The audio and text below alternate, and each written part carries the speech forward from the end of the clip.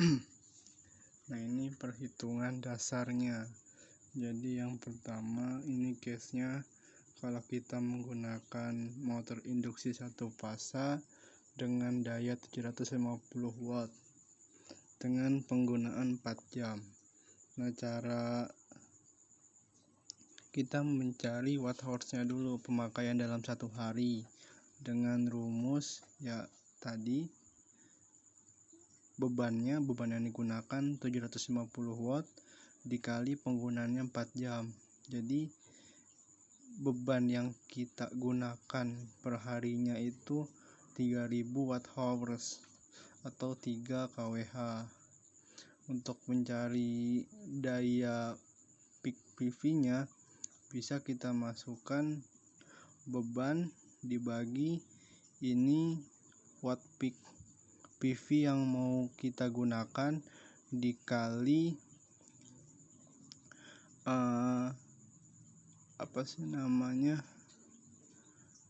waktu terbaik penyinaran PV itu selama 4 jam.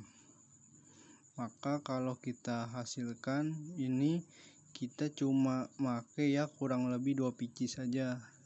Kalau kita make yang 450 WP, kalau misalkan dari tim IFS nya mau pakai yang 100 WP tinggal diganti aja 4,5-nya jadi 100. Nah, ini kalau SCC tinggal lihat di manual book dari si PV nya. Misalkan di PV nya itu 2 ampere ya udah pakai yang 5 ampere juga cukup, 10 ampere cukup. Kalau inverter ini kapasitas PV dibagi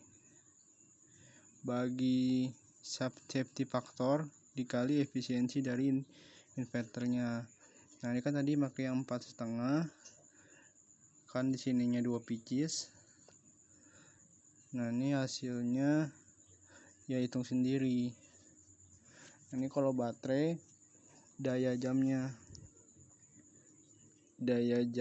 misalkan kita bisa lihat dari kapasitas PV atau enggak daya jamnya.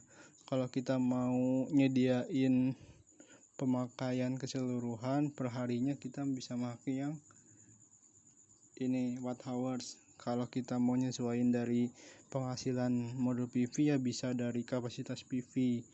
Nah, ini tinggal dibagi aja daya jam dikali tegangan baterai yang digunakan dikali ampernya.